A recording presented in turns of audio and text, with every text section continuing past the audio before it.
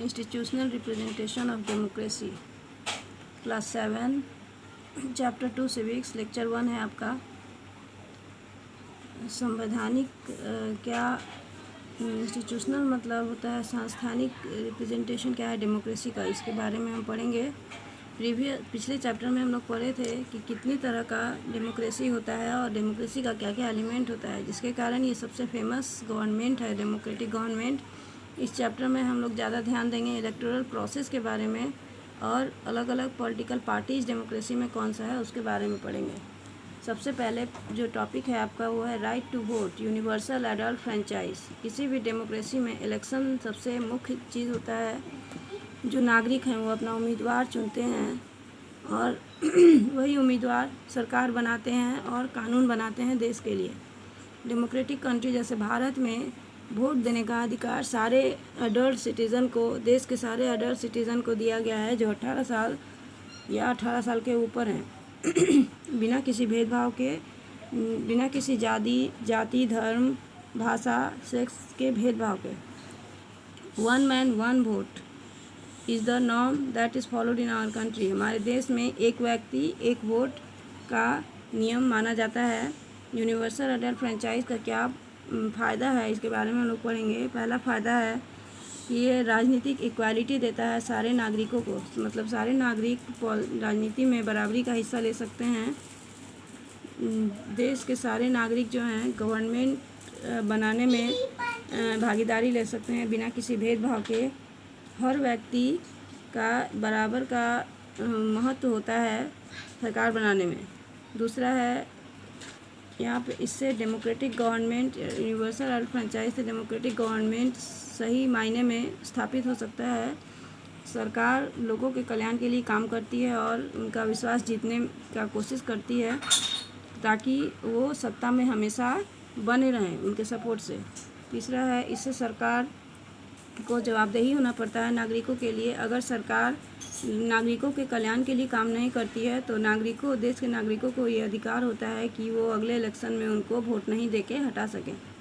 चौथा नंबर है इससे नागरिक जो हैं अपने अधिकार के बारे में जागरूक होते हैं और जो राजनीतिक जो नागरिक अफेयर्स है उसमें भी वो अपना इंटरेस्ट लेते हैं। अब हम पढ़ेंगे इलेक्शन का क्या महत्व है। हर 5 साल पे इलेक्शन होता है अलग अलग लेजिस्लेटिव बॉडीज़ का, जैसे लोकसभा, लेजिस्लेटिव असेंबली और लोकल बॉडीज़। एक फ्री और फेयर इलेक्शन बहुत ही मुख्य है कुछ कारण से।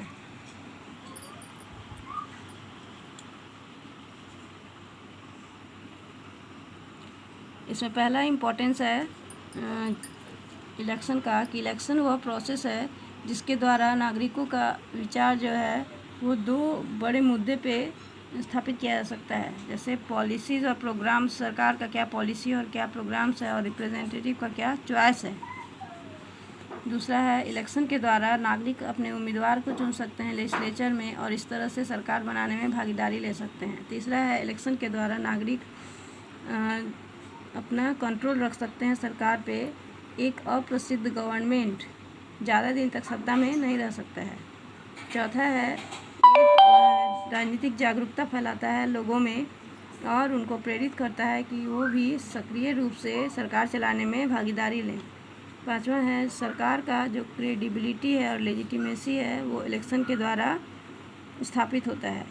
छठा है सिर्फ चुना हुआ गवर्नमेंट ही नागरिकों के आज़ादी को सुरक्षा दे सकता है और उनके कल्याण के लिए काम कर सकता है। इलेक्शन कमीशन का ये जिम्मेदारी बनता है, ये सुनिश्चित कराता है कि जो लेजिस्लेटिव बॉडीज़ का इलेक्शन हो वो जिम्मेदारी इलेक्शन कमीशन का होता है। भारत में इलेक्शन कमीशन का नेतृत्व करने वाला होता है चीफ इलेक्शन कमिश्नर, उसका मदद करने वाला होता है दूसरा इलेक्शन कमिश्नर्स, जो जिम्मेदारी लेता है कि हर देश के अलग अलग कोने में सही तरीक़ा से इलेक्शन हो। ये एक आत्मनिर्भर बॉडी होता है जो राष्ट्रपति के द्वारा चुना जाता है 5 साल के लिए। अब duties and responsibilities of the election commission. Election commission का क्या दायित्व है और क्या जिम्मेदारी है। इलेक्शन कमीशन जिम्मेदार होता है कि पार्लियामेंट और स्टेट लेजिस्लेचर असेंबली का इलेक्शन करवाए। ये डायरेक्शन देता है और देख रेख भी करता है अलग अलग इलेक्शन का, प्रेसिडेंट के हाईएस्ट ऑफिस का और वाइस प्रेसिडेंट का। ये कॉन्स्टिट्यूएंसीज़ को भी डिलिमिट्स करता है। उसके बाद ये वोटर्स लिस्ट को बदलता है और फिर अपडेट करता है समय समय पे। ये पॉलिटिकल पार्टीज़ को पहचान देता है अपने क्राइटेरिया के अनुसार। ये सिम्बॉल्स भी तय करता है अलग अलग पॉलिटिकल पार्टीज़ का और इंडिपेंडेंट कैंडिडेट्स का जो इलेक्शन में भाग लेने वाले होते हैं।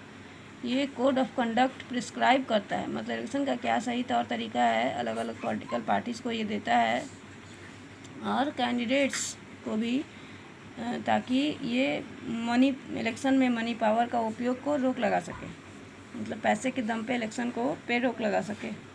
अब इलेक्टोरल पॉलिटिक्स है, इलेक्टोरल प्रोसेस है, मतलब इलेक्शन का क्या प्रोसेस है। ये न्यू लोकसभा और न्यू असेंबली, नया लोकसभा या नया असेंबली बनता है जब जो पहला हाउस है वो जब ख़त्म हो जाता है तब। President issue a notification to this effect, president एक नोटिफिकेशन तैयार करता है।